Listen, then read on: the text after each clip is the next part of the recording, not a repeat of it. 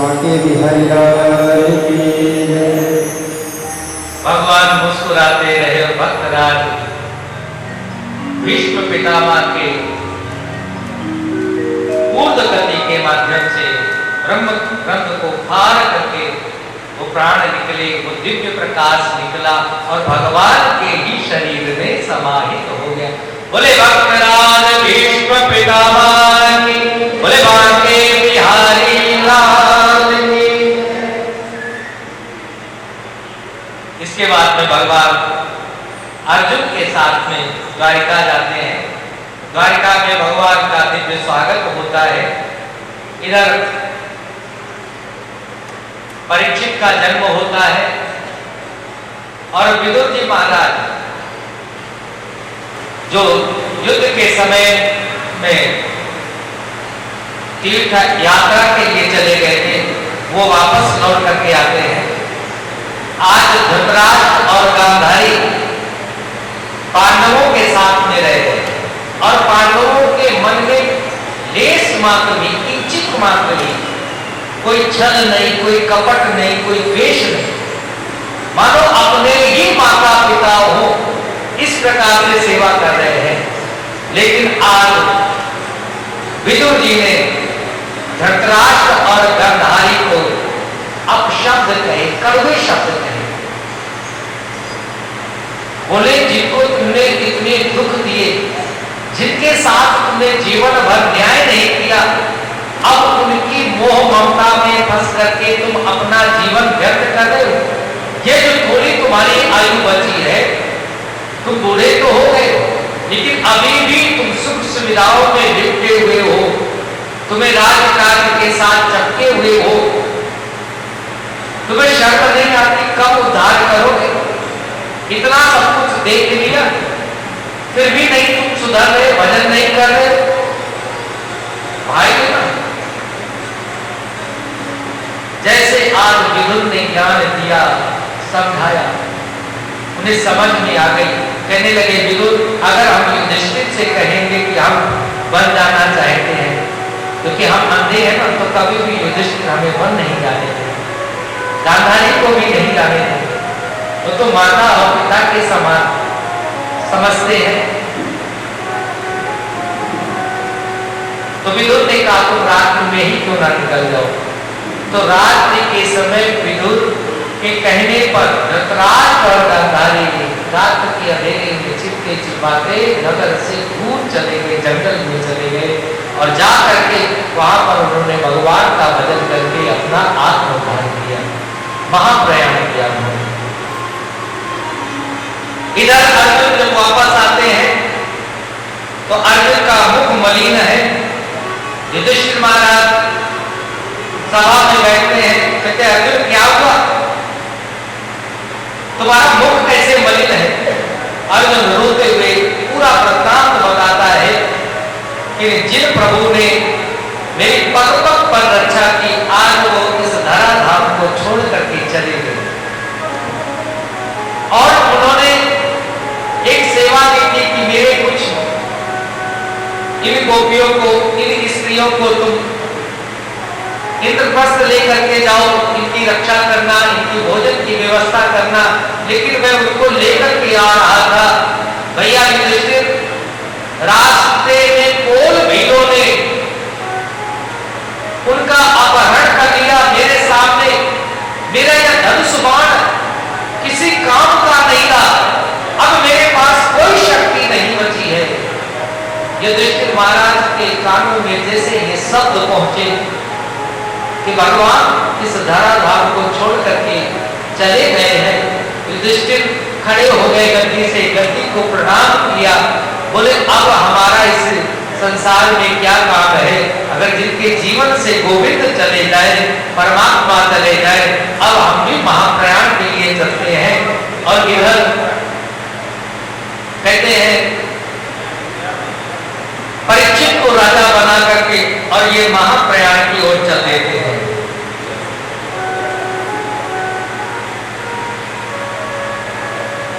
मेरा सुना संसार हुआ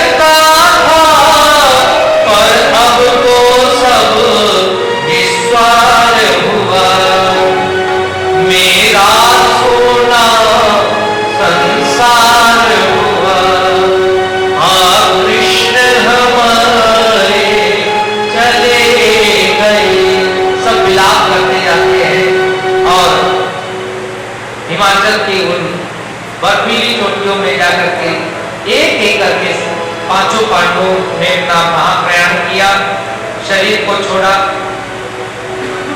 और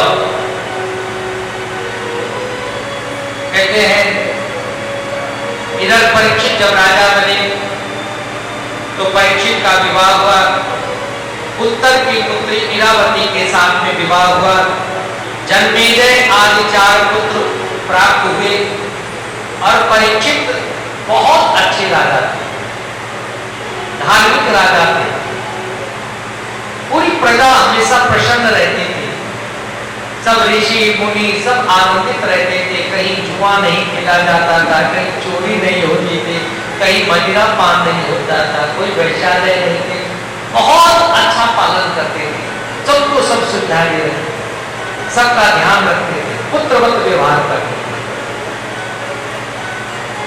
जीवन में एक थोड़ी गलती हुई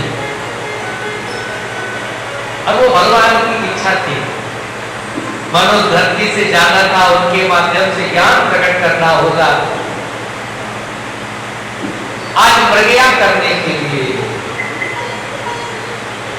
राजा परीक्षित हाथ में धनुष बाण लेकर के जंगल में मृगों को मारने के लिए, उसे प्रज्ञा कहते हैं, प्रज्ञा करने के लिए, निर्जीवों की हत्या करने के लिए आज वो जंगल में गए धनुष बाण लेकर के और वहां उन्होंने कुछ पशुओं का वध किया और इसके बाद में देखा है काला कलूटा पुरुष गाय को अपने पैर से प्रताड़ित कर रहा है, मार रहा है। धनुष बाण लेकर के राजा परीक्षित ने ललकारा, अरे दुष्ट, मेरे राज्य में तो ऐसा कृत्य कर रहा है, मेरे राज्य में तो गाय ब्राह्मणों की पूजा होती है और तू गाय को पैर से मार रहा है, मैं तेरा वध कर दूंगा। हाथ में जैसे धनुष बाण लिया, कर्कश से बाण को निकाला और जैसे धनुष पर रख करके प्रतिज्ञा खींचने लगे, वो हाथ जोड़ करके पैरों पे पड़ गया, कहने लगे प्रभु क्षमा करो, क्षमा करो, मुझे तो भगवान का आदेश मिला है इसलिए मैं आया हूं। राजा परीक्षित ने कहा भगवान ने ऐसा कब तुम्हें आदेश, भगवान तो किसी को ऐसा आदेश नहीं देते। बोले हाँ मैं मानता हूं भगवान ऐसा आदेश नहीं देते, लेकिन भगवान ने कहा तुम जाओ और जहां मैं जाता हूं और जब मैं जाता हूं वहां ऐसा ही होता है। परीक्षित ने कहा मैं समझा नहीं, साफ साफ शब्दों में बताओ तुम कौन हो? बोले मैं कलयुग हूं, अब द्वापर समाप्त हो गया है और मुझे तो आना ही है, द्वापर के बाद में कलयुग आता है, मैं कलयुग हूं, मैं समय हूं, मुझे तो आना था इसलिए मैं आया। और कलयुग में ब्राह्मणों का तिरस्कार, संतों का अपमान, गौओं का अपमान, आप देखिए ना सब कुछ हो रहा। तो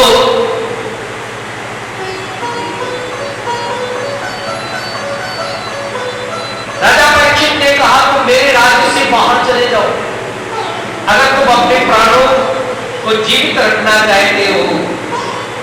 उसने कहा जहां जाऊंगा आपका ही राज्य है, सूर्य उदित होता है तो आपके राज्य में, सूर्य अस्त होता है तो आपके राज्य में, अन्य भी सब कुछ आपका ही राज्य है, हम इस पृथ्वी से कहां चले जाए, हमें तो यही रहना है। उन्होंने कहा, कलयुग ने कहा प्रभु हमें कुछ जगह दे दो। तो राजा परीक्षित ने कहा ठीक हम तुम्हें 4 जगह देते, दूतम पानम श्रिया शोना यज्ञ गुरुविधा, जहां धुआं खेला जाए, जहां मदिरा पान की जाए, जहां वैश्यालय हो और जहां पर हिंसा होती हो, ऐसे 4 जगहों पर मैं तुम्हें स्थान देता हूं। कलयुग हाथ जोड़ करके कहने लगा आपके राज्य में भी ये चारों चीजें होती नहीं, कोई एक और स्थान दे दो। सुवर्ण में मैं स्थान चाहता हूं। राजा परीक्षित ने कहा सुवर्ण तो सबसे पवित्र धातु होती है, मैं सुवर्ण में तुम्हें स्थान नहीं दे सकता हूं। तो उसने कहा जो अधर्म से लाया गया हो, कमाया गया हो, एकत्र किया गया हो, ऐसे राजा परीक्षित ने कहा ठीक है, जो अधर्म से एकत्र किया गया हो ऐसे सुवर्ण में मैं तुम्हें स्थान देता हूं। जैसे राजा परीक्षित ने आज कलयुग को स्थान दिया, कलयुग ने सबसे पहले काम किया, सूक्ष्म रूप धारण करके परीक्षित जो मुकुट लगाए हुए थे वो अधर्म के द्वारा ही लाया गया था। जरासंध के पुत्र सहदेव का उस पर अधिकार था, लेकिन जब जरासंध का भीम ने वध किया तो भीम को वो रत्नों से जड़ित मुकुट बहुत अच्छा लगा। भीम ने कहा राज्य तो मैं तुम्हें देता हूं, सहदेव को मनोपुत्र को कहा राज्य तो मैं तुम्हें प्रदान करता हूं, लेकिन निशानी के तौर पर मैं ये मुकुट लेकर के जाऊंगा। अधिकार तो उसके पुत्र का था, लेकिन अन्याय पूर्वक लेकर के आए। और आज पहले दिन ही राजा परीक्षित अपनी तिजोरी मतलब जो का जहां पर रत्न रखे जाते थे उस भंडार में गए और वहां पर उन्होंने एक संदूक में दिव्य जो मुकुट देखा था उसको धारण करके आए थे। आज उस मुकुट के माध्यम से राजा परीक्षित के मस्तक के ऊपर कलयुग बैठ गया, उनकी बुद्धि को खराब कर दिया। जो इतना धार्मिक राजा था, एक आश्रम में गया और वो शमीक ऋषि का आश्रम था। शमीक ऋषि ध्यान में बैठे हुए कहने लगा मैं प्यासा हूं, मुझे जल दो, मैं तुम्हारे राज्य का राजा हूं, मेरा स्वागत करो। हमेशा तो स्वागत ऋषियों का राजा लोग करते हैं, लेकिन आज बुद्धि खराब हो गई तो उसको ये लगने लगा कि मेरा स्वागत होना चाहिए। ठीक है, जल पीना था कोई बात नहीं, जल मांगते, जल तो वैसे भी ऋषि मुनि सत्कार करते, लेकिन शमीक ऋषि तो ध्यान में बैठे थे, राजा की बात को उन्होंने सुना ही नहीं। मरा हुआ वहां पर सर्प पड़ा था, अपने बाण की नोक से उठा करके और शमीक ऋषि के गले में राजा परीक्षित ने वो सर्प डाल दिया। और जैसे वहां से चले अपने राज्य में आए और वो मुकुट उतार करके जैसे रखा राजा परीक्षित ने, बुद्धि सुबुद्धि हुई। अब उन्हें पश्चाताप हुआ, अरे आज मेरे द्वारा कितना बड़ा अन्याय किया गया, अपराध हुआ, प्रभु मुझे क्षमा नहीं करना, भगवान से यही मांग रहे थे। और इधर शमीक ऋषि का पुत्र शृंगी जैसे आया खेलते खेलते, अभी भी पिता समाधि में बैठे हैं और उसने देखा कि मेरे पिता का किसी ने अपमान किया है, तिरस्कार किया है, गले में मरा हुआ सर्प डाल दिया है।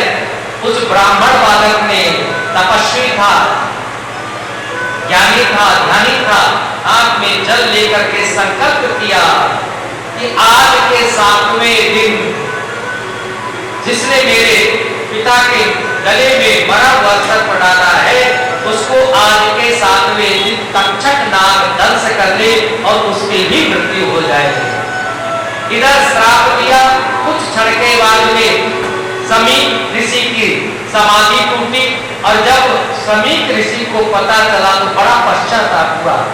देखिए ऋषि किसी का बुरा नहीं करते। शमीक ऋषि ने कहा इतना श्रेष्ठ राजा है, इतना धार्मिक राजा है, थोड़ी गलती हो गई तो कोई बात नहीं, और हम ऋषियों का क्या मान और क्या सम्मान, हम तो मान सम्मान की कभी इच्छा ही नहीं करते। हमारे लिए जैसा मान हमारे लिए वैसा ही, हमारे लिए अपमान भी वैसा है जैसा मान है। हमारे लिए दोनों मान और अपमान बराबर है। तुमने अच्छा नहीं किया, अपने इस शाप को वापस करो। उस श्रृंगी ने कहा कि पिता, आप मेरे पिता भी हैं, गुरुदेव है, मैंने अपने जीवन की पूरी तपस्या को दांव पर लगा करके ये श्राप दिया है कि ये वापस नहीं हो सकता, क्योंकि अब मुझमें कोई शक्ति बची नहीं। मैंने संकल्प लिया कि मैंने जो कुछ जीवन में तप, पुण्य, दान, धर्म, यज्ञ जो कुछ किया है उस बल से मैं श्राप दे रहा हूं। अब मेरे पास कुछ नहीं बचा पिताजी, मैं किस तरह से इसको वापस करूं? अब तो मेरे द्वारा ये वापस हो नहीं सकता और ये श्राप को काटा भी नहीं जा सकता है। समीक ऋषि बड़े दुखी हुए और उन्होंने गौरमुख नामक शिष्य को राजा परीक्षित के यहाँ पर भेजा कि जाओ राजा परीक्षित को सूचित कर दो। इधर राजा परीक्षित तो पश्चाताप ही कर रहे थे। गौरमुख शिष्य आया, जब उसने बताया कि आज के 7वें दिन तुम्हें तक्षक नाग दस करके तुम्हारी मृत्यु हो गई, तो राजा तो मानो एक क्षण मन में प्रश्न हुआ कि प्रभु, जो मैंने आज पाप कर्म किया था उसका यही परिणाम होना चाहिए था, मुझे यही दुख मिलना चाहिए था। लेकिन राजा परीक्षित ने देर ना करते हुए, धार्मिक राजा था, कहते हैं 2 घड़ी माने 48 मिनट में ही अपने पुत्र जन्मेजय को बुला करके राजगद्दी पर बिठा करके तिलक करके स्वयं बालकर वस्त्र धारण करके सन्यासी का चोला बना करके और जा करके सुखताल पर गंगा जी के किनारे जा करके बैठ गए। और जब राजा परीक्षित वहां बैठे, सभी ऋषि मुनि आकर के बैठे हैं। अब राजा परीक्षित सबसे एक ही प्रश्न करते हैं कि ऋषियों, मेरा कल्याण कैसे होगा, मेरा उद्धार कैसे होगा 7 दिन में, आप बताएं। एक बात मैं जरूर कहना चाहता हूं, याद रखना, जीवन में कब ऐसा क्षण आ जाए, कब ऐसा पल हो जाए, कुछ पता नहीं चलता है। राजा परीक्षित जो अभी राजा थे और वो सब कुछ त्याग करके आज उन्हें वहां पर जंगल में जाकर के बैठना पड़ा है। किसी कवि ने बड़ी सुंदर पंक्तियां लिखी, बोले आसन और वासन, आसन और वासन, सिंहासन सब सोने के, काहू दिन बिना भुवि खाट पड़े रहिए। आसन और वासन, सिंहासन सब सोने के, काहू दिन बिना खाट भुवि पड़े रहिए। ये बड़ी अच्छी शिक्षा है हम सबके लिए, क्योंकि जीवन में तो उतार चढ़ाव चढ़ता रहता है, सुख और दुख, लाभ और हानि दिन और रात की तरह है। जैसे घड़ी का पेंडुलम कभी इधर जाता टकराता तो एक तरफ सुख, दूसरी तरफ दूसरे क्षण दूसरी तरफ जाकर के टकराता है तो दुख। ये तो सच्चाई है। जीवन में कभी सुख आते हैं और कभी दुख आते हैं, लेकिन वही श्रेष्ठ होते हैं जो सुख आने पर इतराते नहीं और दुख आने पर घबराते नहीं। अगर सुख आया है तो दुख भी मिलेगा, याद रखना। अगर दुख आया है जीवन में तो सुख भी आया है। इस विश्वास के साथ में अपनी जीवन यात्रा को आगे बढ़ाते रहना। हम सबके सद्गुरुदेव महाराज बस एक ही ये शिक्षा सिखाते हैं, आसन और वासन सिंहासन सब सोने के, और काहू दिन बिना खाट भुवि पड़े रहिए। काहू दिन रसोई में व्यंजन है 36 प्रकार, और काहू दिन बिना नून रोटी दाल खरी है। काहू दिन हाजिरी हजूरी थी औरत पर, वो नौकर चाकर है। और कभी ऐसे भी दिन आ जाते हैं कि काहू दिन 4 बात औरत की सही है, पर हारिए न हिम्मत, विसारिए न राम नाम, और जाहि विधि राखे राम ताहि विधि रही। प्रभु जैसे रख रहा है आप, हम तो उसी में राजी है, हम उसी में जिसमें तेरी रजा है। हर स्थिति में अपने को फिट रखो, तैयार रखो, मन से हृदय से। आप देखेंगे फिर आपको दुख भी दुखी नहीं कर सकते। कोई भी दुख आ जाएगा, आप दुखी नहीं होंगे। सब कुछ छोड़ करके बैठे हैं। अब कोई ऋषि बता रहा है कि आप पूजा करो, कोई कह रहा पाठ करो, कोई कह रहा जाप कर लो। कोई कह रहा आप माला फेरो, कोई कह रहा आप समाधि में बैठ जाओ। राजा परीक्षित कह रहे हैं क्या समाधि में बैठने से 7 दिन में मुक्ति हो जाएगी? पूजा करने से, जाप करने से, पाठ करने से, यज्ञ करने से, दान देने से हो जाएगी? ऋषि कहते हो तो जानी चाहिए। अब कोई आत्मविश्वास के साथ में नहीं कह पा रहा है कि नहीं हो जाएगी, मैं गारंटी लेता हूं हो जाएगी, ऐसा कोई नहीं कह पा रहा है। कहते उसी समय उस सभा में सुखदेव स्वामी का पदार्पण हुआ। बोले सुखदेव भगवान की। जैसे सुखदेव स्वामी को देखा है, छोटी अवस्था है, लेकिन चेहरे पर वो दिव्य प्रकाश है, उनकी तप का, उनकी तपस्या का, उनकी साधना का, उनकी ज्ञान का, कि उस सभा में उनके पिता व्यास जी भी बैठे थे, उस सभा में उनके दादा पराशर भी बैठे थे। सब उठ करके खड़े होकर के सुखदेव जी के ज्ञान को और ध्यान को प्रणाम कर रहे हैं। सुखदेव जी को उच्च सिंहासन पर बिठाया गया। सुखदेव भगवान आज मस्ती में आकर के बैठे हैं। आज मानो भगवान ने ही सुखदेव को भेजा। क्यों भेजा? बोले ये मेरा वही भक्त है परीक्षित जिसकी मैंने गर्भ में रक्षा की थी। आज एक ऋषि ने इसको श्राप दिया है वाक वज्र द्वारा, यानी कि वाणी के द्वारा। तो जाओ तुम भी वाक वज्र के द्वारा तुम उसके श्राप को भी नष्ट कर दो जाकर के, तुम उसको आत्मबोध करा दो जाकर के, तो आत्मज्ञान करा दो जाकर के कि तुम नहीं मर सकते। मरता कौन है? शरीर मरता है, आत्मा अजर अमर है।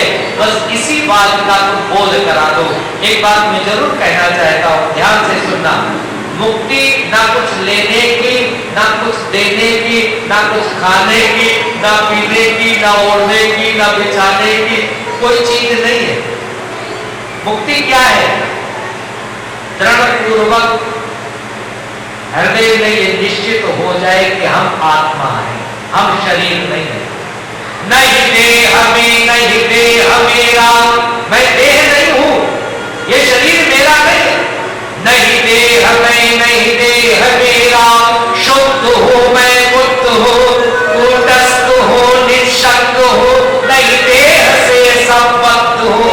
ऐसा जिसे निश्चय हुआ फिर क्या उसे संसार है। जंगल रहे या बस्ती रहे, होता तुरंत ही शांत है। जिसे यह आभास हो जाए मैं देह नहीं, मैं शरीर नहीं, मैं तो शुद्ध बुद्ध मुक्त आत्म स्वरूप हूं, मैं परमानंद स्वरूप हूं। जिसको ये बोध हो जाए इसी का नाम मुक्ति है। लेकिन हमें ये ज्ञान नहीं हो पाता है। हम हमेशा बोलते हैं कोई बुलाएगा तुम्हारा नाम क्या, बताएंगे ये। थोड़ी देर के लिए कथा सुनेंगे, सत्संग में बैठेंगे, पूजा पाठ में बैठेंगे तो थोड़ी देर की स्मरण रहेगा। हाँ, एक जगह और स्मरण रहता है, जब अंतिम संस्कार किसी का करने के लिए जाते हैं, जो चिता जलती हुई देखते हैं तो एक क्षण के लिए जरूर बोध होता है, एक क्षण के लिए वो ज्ञान जरूर होता है कि एक दिन हमने भी यहाँ आना है। किसी प्रकार से इन लकड़ियों के माध्यम से हमारे ये जो पंचतत्व का जो चोला है ये पंचतत्व में विलीन हो जाएगा। लेकिन वहां चलते हुए देखते हैं और देखने के बाद में जैसे घर आते हैं फिर वही 99 का पहाड़ा पढ़ने लग जाते हैं, 99 की गिनती शुरू हो जाती है, सब कुछ भूल जाते हैं। यही तो जीव का स्वभाव है। इसी स्वभाव को बदलने के लिए पूजा पाठ, यज्ञ दान, कथा सत्संग, नाम जाप सब कुछ इसीलिए तो किया जाता है कि हमें भली प्रकार से बोध हो जाए कि मैं कौन हूं। शुद्धोषि बुद्धोषि निरंजनोषि संसार माया परिवर्तितोषि संसार स्वप्नम त्यज मोह निद्रा मदालसा वाक मुवाच सत्यम। मदालसा ने अपने पुत्र को, छोटे छोटे पुत्रों को समझा दिया था तुम शुद्ध बुद्ध मुक्त स्वरूप, आनंद स्वरूप, परमानंद स्वरूप, तुम ब्रह्मानंद स्वरूप हो। और इसीलिए ये कथाएं भी होती है। तो आज जैसे प्रश्न किया कि म्रियमाण पुरुष को क्या करना चाहिए जिसकी मृत्यु बहुत सन्निकट है, राजा परीक्षित के इस प्रश्न को सुनकर के आज शुक्राचार्य जी सुखदेव स्वामी कहते हैं, अरे धन, अभी तो तुम्हारे जीवन के बहुत आयु है, 7 दिन बाकी है, चिंता मत करो। एक खटवांग राजा थे और उनके जीवन का तो केवल एक ही मुहूर्त शेष था। मैं संक्षिप्त केवल स्मरण दिला देना चाहता।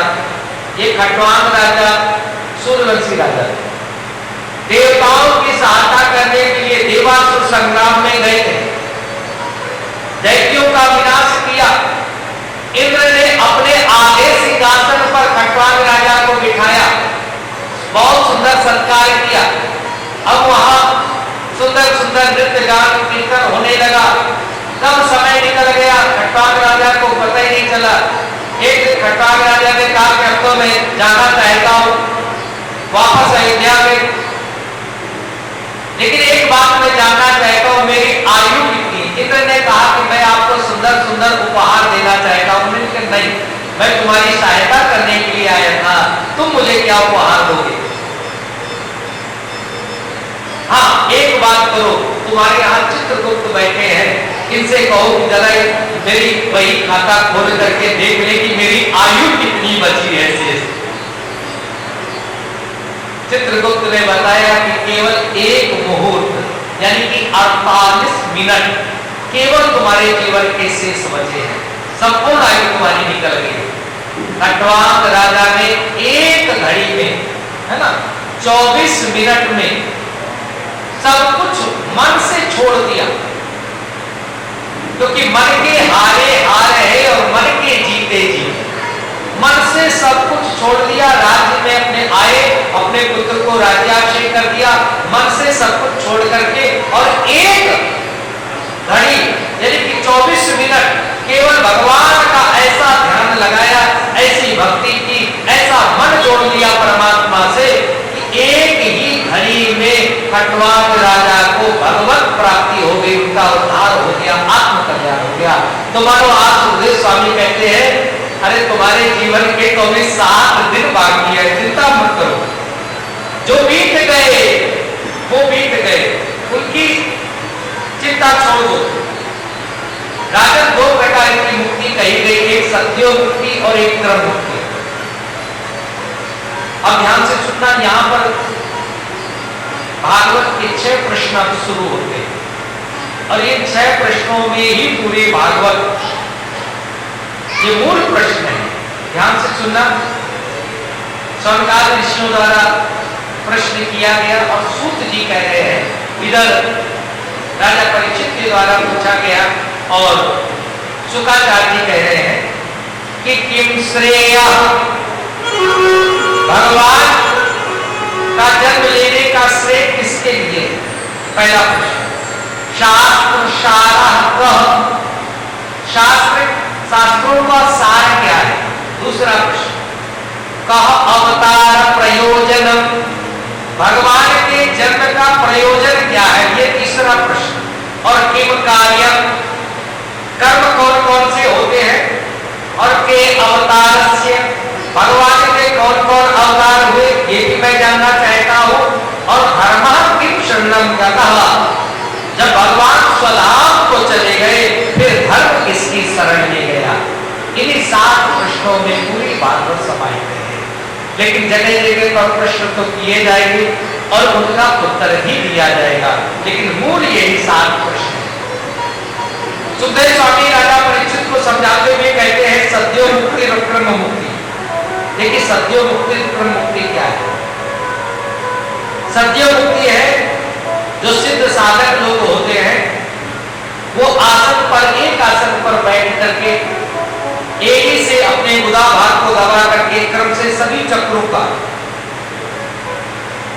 मूलाधार, स्वादिष्टान, मणिपूर्वक, अनाहत, विशुद्धि, आज्ञा और सहस्रार्थ तक अपनी ऊर्जा को लेकर के जाते हैं और फिर सहस्रार्थ को फाड़ करके, ब्रह्मरंध्र को फाड़ करके जो योगी अपने शरीर को छोड़ते हैं, अपने प्राणों को ब्रह्मरंध्र के माध्यम से छोड़ते हैं, उनकी सत्यो मुक्ति होती है, सीधे भगवान के वैकुंठ धाम में जाते हैं। मानो ये जो 7 लोग होते कौन से? ऊपर के 7, भू, भुआ, स्व, महा, जना, तपा और सत्य, ये 7 चक्र है हमारे अंदर। एक एक चक्र एक एक लोक का भेदन करके, और 7 लोगों का यानी 7 चक्र जब भेदन होते तो 7 लोगों का भेदन योगी कर देता है। और फिर 7 लोग के बाद कौन है? सीधे वैकुंठ है। तो सीधे उसको वैकुंठ की भगवत की प्राप्ति हो जाती है। नीचे के भी लोग है ना, भू, भुआ, स्वा, महा, जना, तपा, ये ऊपर के है। अतल, वितल, सुतल, तलातल, रसातल, महातल और पाताल, ये नीचे के 7। राजन, जो योगी अपने ऊर्जा को ब्रह्मरंध्र के माध्यम से छोड़ता है, चक्रों का भेदन करते हुए उसकी सद्यो मुक्ति हो जाती, उसी में वैकुंठ जाता है। और बोले दूसरी मुक्ति है क्रम मुक्ति। क्रम मुक्ति क्या है? बोले जिस साधक के मन में अभी इच्छाएं हैं, अबे घर में और रुपया पैसा आ जाए, अभी और फैक्ट्री बढ़ जाए, अभी और गाड़ियां आ जाए, अभी और बंगले बन जाए, अभी और नाती पोते हो जाए, है? अभी और हमें मान सम्मान मिल जाए, अभी और हमारी प्रतिष्ठा हो जाए। जिसके मन में अभी संसार बसा हुआ है, और ठीक है उसे संसार भी प्राप्त होता रहेगा, लेकिन वो साधक नित्य प्रति प्रातः काल सायंकाल भगवान का पूजन करे, भजन करे, संध्या वंदन करे, कथा सुने इत्यादि करता रहेगा, तो धीरे धीरे क्रम क्रम के माध्यम से एक एक लोक का भेदन करते और अंत में भगवान के धाम को जाएगा। ये क्रम मुक्ति का वर्णन किया गया। और इसके बाद में कहते हैं जिसकी वाणी के द्वारा भगवान का नाम नहीं गाया गया, जिह्वा न भक्ति भगवत गुण नाम ध्येयम्, केतस्य न स्मरति चरणारविन्दम्, कृष्णाय नो नमति यच्छ्रये कदापि, तानानयध्यमच कटो कृत विष्णु कृत्या। जिसके मुख से भगवान का नाम नहीं निकलता है, और जिनका सिर कभी भगवान के चरणों में नहीं झुकता है, और जिनका मन कभी भगवान के चरणों में नहीं लगता है, उनको ही अधोगति प्राप्त होती है। जिनका सिर भगवान के चरणों में झुक जाए, मन भगवान के चरणों में लग जाए, वाणी के द्वारा भगवान का जिनके गुणानुवाद होता रहता है, जो संतों का आदर मान सम्मान करते हैं, निश्चित रूप से उनकी सद्गति ही होती है। सुंदर ज्ञान दिया। इसके बाद में सृष्टि क्रम का वर्णन कर दिया। ब्रह्मा जी ने कहा कि मेरे द्वारा ही पंचपर्वा नामक विद्या की सृष्टि हुई। तम हो महामो तामिश अंधतामिश, ये सब कुछ मेरे द्वारा उत्पन्न हुए। और इस सृष्टि से जब मुझे संतोष नहीं हुआ, तब मैंने सात्विक मन के द्वारा संकाल ऋषियों को उत्पत्ति की 4 कुमार उत्पन्न हुए। मैंने उन छोटे छोटे 4 कुमारों से कहा कि तुम मेरी सृष्टि में मेरा साथ हाथ बटाओ। उन्होंने कहा मुझे तो भजन करने में आनंद आता है, तो मुझे क्रोध आ गया। मैंने कहा आज के बाद तुम्हारी इतनी बड़ी ही अवस्था रहेगी, इसलिए सनत सनंदन सनातन कुमार छोटे ही रहे। वो 5 वर्ष के, आज भी 5 वर्ष के ही है। कुछ जितना 5 वर्ष की अवस्था होती बालक के, उतने ही बड़े हैं। इसके बाद में ब्रह्मा जी को जो थोड़ा सा क्रोध हुआ, असह्य क्रोध हुआ, उसी समय भ्रूमध्य से एक बालक उत्पन्न हुआ और रोने लगा, प्रकट हुआ। तो ब्रह्मा जी ने उसका नाम रखा रुद्र। कहा कि तुम सृष्टि क्रम को आगे बढ़ाओ। तो रुद्र ने ऐसी सृष्टि उत्पन्न की, किसी के तो हाथ नहीं, किसी के 4-4 पैर, किसी के 10-10 आंखें। ब्रह्मा ने कहा अलम अलम बस करो, ऐसी सृष्टि नहीं चाहिए हमें, कुरूप सृष्टि नहीं चाहिए, सुंदर सृष्टि चाहिए। जाओ तुम तप करो जाकर के। इसके बाद वो तप करने के लिए चले गए। इसके बाद में ब्रह्मा जी बैठे और ब्रह्मा जी के पूरे अंग के माध्यम से, पूरे शरीर से उन्होंने मानसिक सृष्टि उत्पन्न उत्पन्न की, अपने अंग से उन्होंने पुत्रों को उत्पन्न किया। मन से मरीचि, ध्यान से सुनते जाना, नेत्रों से अत्रि, मुख से अमीरा, कर्ण से कुलह, नाभि से कुलह और कर से क्रतु, त्वचा से भृगु, प्राण से वशिष्ठ, अंगुष्ठ से दक्ष तथा गोद से ब्रह्मा जी के गोद से नारद जी उत्पन्न हुए। इसके बाद में सरस्वती, दक्षिण स्तन से धर्म, पृष्ठ से अधर्म, हृदय से काम, भ्रूमध्य से क्रोध, अधरोष्ठ से लोभ, मुख से वाणी उत्पन्न, जिसे वाणी से सरस्वती कहते हैं। और इसके बाद में ब्रह्मा जी की छाया से कर्दम ऋषि उत्पन्न हुए। सरस्वती पर आसक्त हुए पुत्रों ने समझाया, ब्रह्मा जी ने शरीर छोड़ा, पुनः ब्रह्मा जी ने सृष्टि प्रारंभ की। इसके बाद में 4 वेद, उपवेद, गंधर्व, इतिहास, पुराण, आगम, छंद, वर्णमाला सबको उत्पन्न किया। लेकिन फिर भी जब सृष्टि से ब्रह्मा जी प्रसन्न नहीं हुए, तब ब्रह्मा जी के द्वारा मन और शत्रुपा आधे भाग से मन जी महाराज और आधे भाग से शत्रुपा उत्पन्न हुई। ब्रह्मा जी ने कहा कि आप सृष्टि क्रम को आगे बढ़ाओ, और यहीं से दोनों का विवाह करा दिया। और मन शत्रुपा से ही ये संसार की जो सृष्टि, जैसे हम सब लोग जानते हैं, उसी प्रकार से संसार की सृष्टि आगे बढ़ने लगी। मैथुन धर्म से संसार की सृष्टि आगे यहीं से बढ़ने लगी। मैथुनी सृष्टि मनु और शत्रुपा के माध्यम से ही प्रारंभ हुई। कहते हैं मनु जी महाराज के प्रियव्रत और उत्तानपाद के 2 पुत्र उत्पन्न हुए। आकृति, देवहूति और प्रसूति नाम की 3 कन्याएं उत्पन्न हुई। इन्हीं के द्वारा, इन्हीं के वंशज के माध्यम से पूरी सृष्टि पर आज सभी लोग दिखाई दे रहे हैं। आकृति का विवाह रुचि नाम के प्रजापति के साथ में हुआ, देवहूति का विवाह कर्दम के साथ में हुआ, और प्रसूति का विवाह दक्ष प्रजापति के साथ में हुआ। ये दिव्य कथा कही गई है। आइए हम भगवान के चरणों में, क्योंकि कर्दम ऋषि जो छाया से उत्पन्न हुए थे, वो तप करने के लिए चले जाते, और इधर ब्रह्मा जी ने मन शत्रुपा को आदेश दिया कि तुम अपनी बेटी देवहूति का विवाह कर्दम से करो जाकर के। और कर्दम ऋषि के पास में ब्रह्मा जी के आदेश से मन शत्रुपा अपनी पुत्री देवहूति को लेकर के जाते हैं, और कहते हैं इसका आप पाणी ग्रहण संस्कार स्वीकार करें। कर्दम ऋषि ने कहा हमने तो तब करना है, लेकिन जब उन्होंने कहा तुम्हारे पिता ब्रह्मा का आदेश है, तो कर्दम ऋषि ने देवहूति को स्वीकार किया।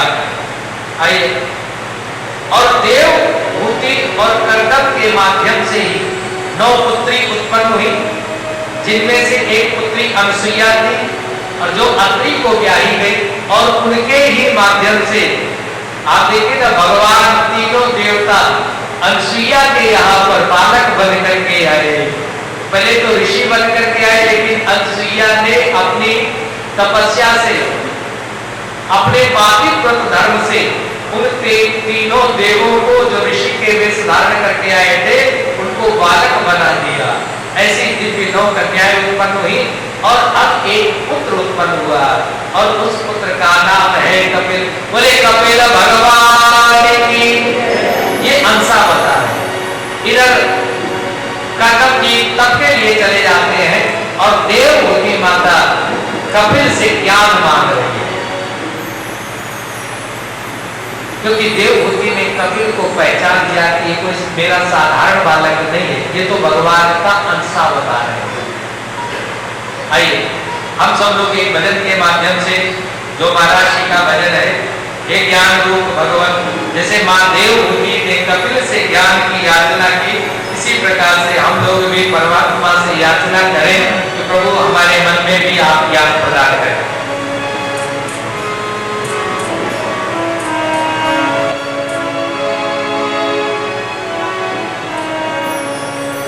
हे ज्ञान रूप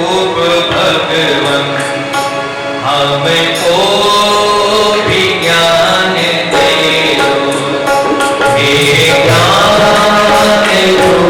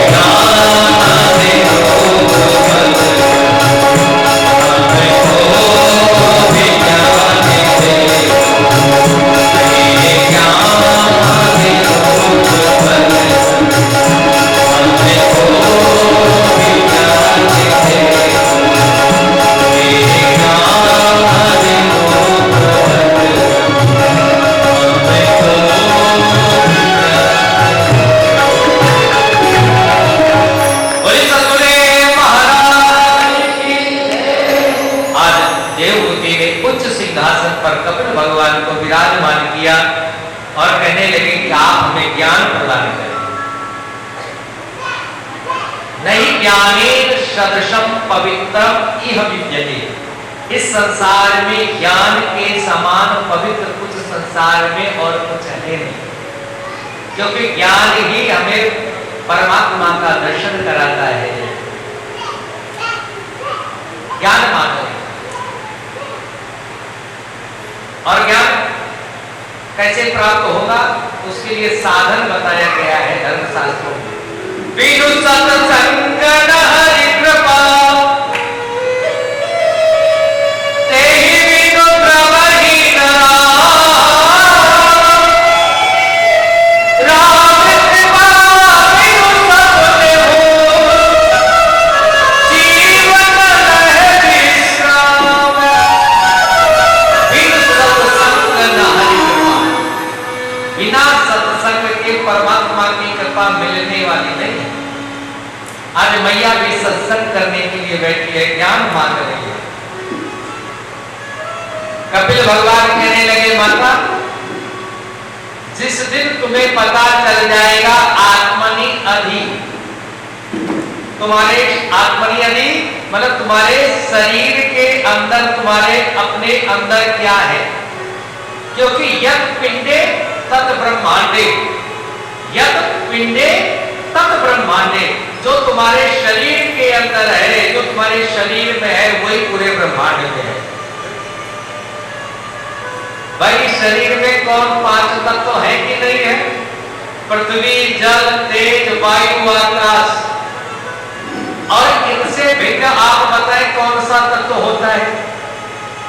पृथ्वी, जल, तेज, वायु, आकाश, ये पूरे चराचर जगत में है। तो यत् पिंडे तत् ब्रह्मांडे, भैया जिस दिन ये तुम्हें बोध हो जाएगा और जिस दिन तुम्हारे अंदर ये दृढ़ पूर्वक बोध हो जाएगा, बस उसी क्षण तुम्हारा उद्धार हो जाएगा, आत्म कल्याण हो जाएगा। भैया सत्संग से भक्ति प्राप्त होती है, हृदय ज्ञानांत मुक्ति है, और बिना ज्ञान के मुक्ति नहीं कही गई। और सच्ची भक्ति में ही सच्ची संतुष्टि निहित होती है।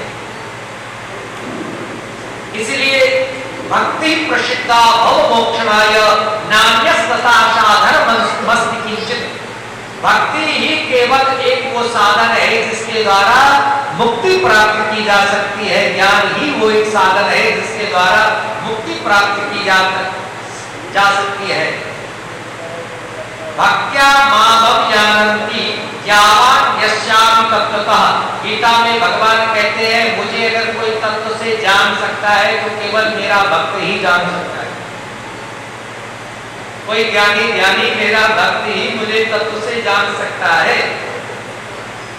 एक बात जरूर कहना चाहूंगा, ध्यान से सुनना। भक्त की 3 धाराएं हैं। भक्ति की 3 धाराएं हैं। एक होता है विश्वास, पहली बात भक्ति। अगर विश्वास नहीं तो भक्ति नहीं। ध्यान रखना, आप जिसकी भक्ति कर रहे हैं, चाहे ईश्वर की कर रहे हैं चाहे गुरु की कर रहे हैं, सबसे पहला सोपान है, चाहे सबसे पहला नियम है विश्वास। पूरा दृढ़ विश्वास होना चाहिए, अटल विश्वास होना चाहिए कि इनके ही माध्यम से मेरा आत्म कल्याण होगा। दूसरा है संबंध, जिसकी भक्ति करें उसके साथ में संबंध जोड़ दे। ये मेरे हैं, मैं इनका हूं। गुरु जी मेरे हैं और मैं गुरु का हूं। भले कोई कितना कुछ कहे, है ना। घर परिवार में जैसे कभी थोड़ी सी कुछ बातें हो जाती है, मैं गहरी बात कह देता हूं। घर परिवार में जैसे कभी कुछ बातें हो जाती है, ऐसे गुरु परिवार में भी कभी, या गुरु स्थान में या गुरु आश्रम में भी ऐसे कभी कुछ बातें हो जाती हैं। संसार के लोग, लेकिन गुरु जी मेरे हैं, बस एक भाव रखना और गुरु को कभी भी छोड़ना नहीं। आप देखेंगे कि जरूर गुरु कृपा करेंगे। व्यवस्था है वहां पर थोड़ा सा नियम तो रखना पड़ता है, और नियम कभी भी ढील से नहीं चलते, याद रखना। व्यवस्था वालों के लिए जरूरी होता है कि नियम तो भाई कड़े ही होते हैं। तीसरी बात है, पहली बात मैंने बताई कि विश्वास करना, दूसरी बात मैंने बताई कि संबंध बना करके रखना, और तीसरी बात है पूर्ण समर्पण। जिसकी हम भक्ति करें उसके प्रति पूर्ण हम अपने इष्ट के प्रति और गुरु के प्रति पूर्ण समर्पित हो जाए।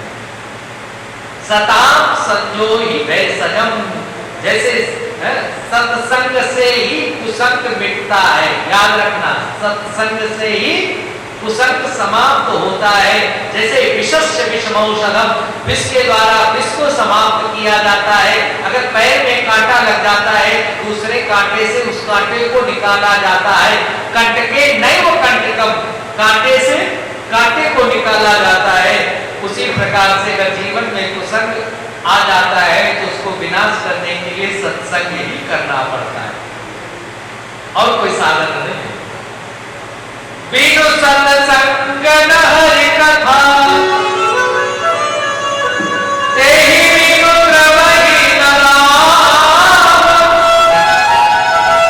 रामो हरे गुणाव पद, होई नंदन अनुराग। जब तक सत्संग नहीं होगा, भगवान की कथा नहीं होगी, तब तक व्यथाएं नहीं मिटेगी। इसलिए किसी ने कहा है सत्संगत्ते निस्संगत्वम, सत्संग से निस्संगता आती है। निस्संगत्ते निर्मोहत्वम, जब निस्संगता आएगी तो हमारे अंदर का जो मोह होता है वो भी समाप्त हो जाएगा। निर्मोहत्ते निश्चल चित्तम, जब हमारे अंदर का मोह समाप्त हो जाएगा तो हमारा मन, हमारा चित्त भी निर्मल हो जाएगा। और निश्चल चित्ते जीवन मुक्ति, जिस क्षण व्यक्ति का चित्त निर्मल हो गया, मन निर्मल हो गया, बस उसी क्षण उसको मुक्ति प्राप्त हो जाए। तो भाई ये सीढ़ी है, क्या करना पड़ेगा? मैया को बता रहे कि मैया ने कहा तो फिर हम ये सत्संग कहाँ प्राप्त करें, कैसे प्राप्त करें? उन्होंने कहा मैया सत्संग के लिए तुम्हें तो गुरु की शरण में जाना पड़ेगा। आप सभी लोग सौभाग्यशाली हैं कि 21वीं सदी के सर्वश्रेष्ठ संत, जिनकी वाणी बहुत सरल, जिनका हृदय मैं कहूंगा कि मक्खन से भी ज्यादा कोमल। आप देखे होंगे गुरुदेव भगवान के चेहरे पर कभी भी क्रोध की कोई रेखा नहीं होगी, हमेशा हंसते रहते, मुस्कुराते रहते, सबको ज्ञान देते रहते, सबका भला सोचते। और वेद उपनिषदों में जो गूढ़ ज्ञान होता है उसको इतना सरल करके, जब हम बचपन में पढ़ते थे महाराज जी के चरणों में बैठ करके, वेदों का, उपनिषदों का वो गूढ़ ज्ञान इतनी सरल भाषा में, क्योंकि हमारी बुद्धि इतनी प्रखर नहीं थी, अभी भी नहीं। गुरुदेव के सामने तो कुछ भी नहीं, हम जुगनू है और वो सूरज है। अब गुरुदेव वो गूढ़ ज्ञान को इतना सरल करके, इतना सहज करके ऐसे प्रदान करते थे कि एक एक श्लोक का अर्थ पूरा हृदयंगम होता चला जाता था, पूरा हृदयस्थ होता चला जाता था, पूरा मन और मस्तिष्क में उतर जाता था। अन्य जो हमारे टीचर पढ़ाते थे, अन्य जो अध्यापक पढ़ाते थे, जब मैं अटकता था या हम विद्यार्थी अटकते थे, कुछ वो समझाते थे और हम बार बार समझाने पर भी जब नहीं समझ पाते थे, उस विषय को जब महाराज जी के पास लेकर के बैठते थे, कुछ ही क्षण में महाराज जी ऐसे समझा देते थे, ऐसे आत्मसात करा देते थे। एक बात मैं कहूं, महाराज जी की महाराज जी के अंदर जितनी सरलता और सज्जनता आपने देखी होगी। मैं अपनी बात कहूं कि मैंने जितनी देखी है, मैं सत्य कह रहा हूं उस व्यासपीठ से, भले वो गृहस्थ संत है, वो पक्कड़ फकीर बाबा नहीं है, वैसे लाल पीले चोला पहन करके नहीं घूमते, बड़ी दाढ़ी नहीं है उनके, बड़े बड़े केश नहीं है, लेकिन जो उनके अंदर जो संतत्व है, जो ज्ञान है, वास्तव में वो 21वीं सदी के सर्वश्रेष्ठ संत हैं। और ये मैं नहीं कहता हूं, आज भारत के जितने बड़े ऋषि मुनि हैं, आप कल परसों नरसों ये जो कार्यक्रम होगा गीता जयंती पर, आप यही बैठ करके भारत के सभी श्रेष्ठ जो संत हैं उनके मुखारबिंद से आप सुनेंगे कि वो महाराज जी की कितने प्रशंसा करते हैं, उनके अंदर के ज्ञान की, उनके अंदर की भक्ति की और उनके अंदर की सरलता की कितनी प्रशंसा करते हैं। हम सभी सौभाग्यशाली हैं कि ऐसे संत प्रवर, ऐसे 21वीं सदी के जो सर्वश्रेष्ठ संत हैं उनका सानिध्य मिला, उनके चरणों में जगह मिली। आज कपिल भगवान मैया देवहूति को संतों के लक्षण बता रहे हैं और मेरा ये जो कुछ कहने का भाव एक और है। 6 लक्षण बताए हैं और आप 6 लक्षण देख लेना कि महाराज जी में कितने घटित होते हैं। आज आपको लगेगा कि हाँ, हमारे महाराज सबसे बड़े संत हैं। भागवत में एक श्लोक आया है, कपिल भगवान कहते हैं तितिक्षवः कारुणिकः शोधः सर्वदेहिनां अजातशत्रुः शान्तः शाधवः शान्तभूषणः।